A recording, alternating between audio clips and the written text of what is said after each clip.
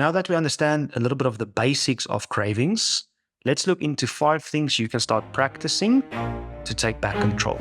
Never stop, I'll get it if I want it. Gotta make to myself a promise I won't quit. Today's video, we're going to have a look at how to break free from a food craving cycle. As a dietitian, it's a question I get quite often about how to deal with cravings, where do they come from. So today's video, we're going to dive into what is food cravings, why do we have food cravings, and also then 5 tangible things you can do to start getting your food cravings under control, and things you can start immediately practicing to take back control. A food craving is usually categorized by an intense feeling to eat a specific kind of food. And it's something we all experience. It's something we all feel, and it's something we all go through different times of the day. These cravings can be triggered by a variety of factors, including hunger, stress, emotions, energy levels, being tired. And the thing is, there's so many of them, but we need to start somewhere to start understanding where these cravings are coming from. So let's dive a bit deeper. One of the key factors is how the brain processes food cravings. When we see the food that we are craving, it activates the brain's reward centers, releasing a flood of neurotransmitters like dopamine and serotonin. These chemicals create a pleasurable sensation in the brain, which then reinforces the desire and the need for that food. And then when we eat that food, that creates a pattern. So if we feel this way, we eat this food, this is the reward we get. But that's usually then followed by a pain point, feeling guilt, feeling shame. We shouldn't have done this. Why did I do this? And the next time we find ourselves in that same situation, that craving, our body remembers, you know what? I got the dopamine from this food. Let's do it again. And then we have the pain point. And the more we do that, the more we solidify that habit, and it becomes something we start automatically to do. Another part that plays into food cravings is hormones. And the first 2 hormones I want to look at is ghrelin and leptin. Ghrelin is the hunger hormone. Think of a gremlin. It makes us want to eat. If the stomach is empty, ghrelin will go up. If the stomach gets extended, ghrelin goes down. Then the opposite end of the coin, we've got leptin. Leptin is the hormone of satiety. It makes us feel full. It tells the brain, you know what? We've had enough to eat. We don't need more. Problem is, if these 2 hormones get overproduced, underproduced, aren't in balance, that will lead to a lot more constant cravings. And over time, we give into them. We're all just human. We have finite amount of willpower. Another area is stress and emotions also have a very big impact on our cravings. When we are stressed, our body releases a hormone called cortisol, which then can increase appetite, lead to cravings for high-fat, high-sugar kinds of food, generally the highly processed food, which is very high in energy, very low in nutrient density. And the more we give into these cycles, the more health problems we run into. And also, emotions like sadness, anxiety, boredom can also trigger cravings. We all know being bored, quickly we want to eat something. Why is it a problem being bored? Emotions play a vital role in understanding our food cravings. The effect of food cravings on the body can both be immediate and long-term.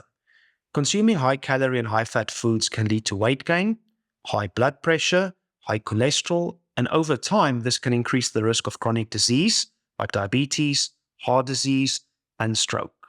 Thing is, it's not worth paying that price now for instant gratification if it's going to create a life of misery later on in our lives. Now that we understand a little bit of the basics of cravings, let's look into 5 things you can start practicing to take back control. Number 1 is mindful eating. Mindful eating is when we slow down. We pay attention to what's on the plate. What are the colors? What do I see? What's the smells like? What is the textures like? Thing is that this actually increases the time we eat, which means we slow down, which actually gives the body adequate time to realize how much food we were eating. But at the same time, it opens the door for us to pay attention to what are the emotions around this food? What am I feeling emotionally? What are my cravings? Why am I craving this? What happened right before I had this craving? Is it a craving or is it actually hunger? Usually most of us dish up a plate of food, watch TV, mindlessly scoff down all that food. And you know what? That actually leads to an increased intake of calories over time, which then actually leads to increase of body weight. And increase in health problems, body issues, psychologically, physically. Mindful eating, slow down, pay attention to your food. Easy trick, after every bite, put down the knife and fork, chew the food, swallow. Pick up the knife and fork, put it down again. You'll be surprised with that small tip, how quickly you start realizing how much you are eating and actually the true fullness your body has. Number 2 is eating a balanced diet. And what I mean with a balanced diet is eating food that are higher in nutrients and food that are less highly processed. Easy thing here is think of the food being as close to its natural form as possible. Another good way here, take a plate of food. 50% of that plate being fruits and vegetables, 30% being lean protein sources, and 20% being whole unprocessed carb sources. If you do that 2-3 meals per day, you will be surprised with the results you get physically. Don't overcomplicate it. Eat a nutrient-dense plate of food, and that will help us deal and combat cravings. Number 3 is exercise. Exercise can be an efficient way to reduce food cravings. Physical activity releases endorphins, which then boosts our mood, but it also helps us cope with stress, and coping with stress brings down cravings. Being in a better mood gives us a better mental clarity to cope with cravings also. Additionally, exercise also helps regulate blood glucose. And if we have a good regulation of blood glucose doesn't dip too low, and then we don't have that 10 o'clock and 3 o'clock dip where we will eat anything we get our hands on and whatever we see, wherever we see it. We all know that feeling. Exercise is a good way to prevent that 10 o'clock and 3 o'clock little dip we find. The 4th technique is stress management. Unless we start managing stress, coping with stress is a big factor for cravings. Because stress puts the body in a stress state. We don't like that emotional state, so we want to alleviate it. And a lot of times we grab for food. And that cycle keeps repeating, and we train ourselves to want this kind of food when I'm stressed. That's why it's important to start getting coping mechanisms. Journaling, writing, yoga, meditation, breathing techniques, walking, spending time with loved ones, family, laughing. It's very individualistic here because we all have different methods to cope with stress.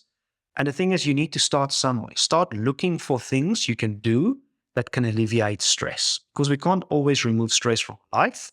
So we need to find something to help us cope with that stress. A very big impact on our cravings. And that leads us to the last one, which is sleep. Sleep, again, is another very important aspect here. Lack of sleep can disrupt our hormones that regulate hunger and fullness, which then in return increases our food cravings.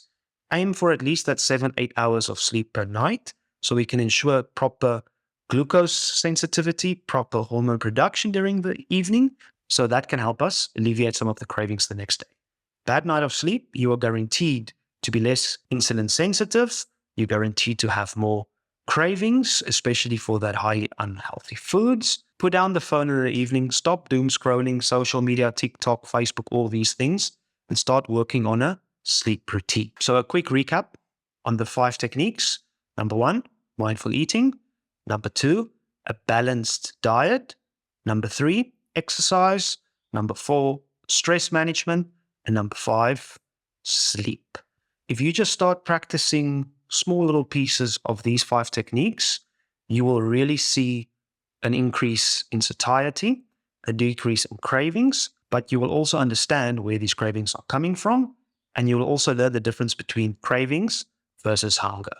And just remember, this doesn't happen overnight. We don't change these patterns in a single day or 2. This will take time, but we need to start somewhere. If we don't start somewhere, we will get nowhere at all. So start with these 5. Take 1 or 2 of those techniques and just start working daily on them. And then add 1 more, and then add 1 more. We get results by doing little things constantly over time and adding little things more. Awesome example is Atomic Habits. Great book, especially if you want to learn about these little habits. Start small, and you will see results to take back control over those cravings. If there's any questions, please drop me a DM, a comment. You can reach my Instagram, Facebook, social media, wherever you want. Don't be shy. I've got a lot more things I can send your way. for you to start understanding how to deal with these cravings and to start getting on the right path. I'm here to help, so don't hesitate reaching out. And remember, be better today than you were yesterday. And until our next one, I'm Bird. Have an amazing day. Never stop,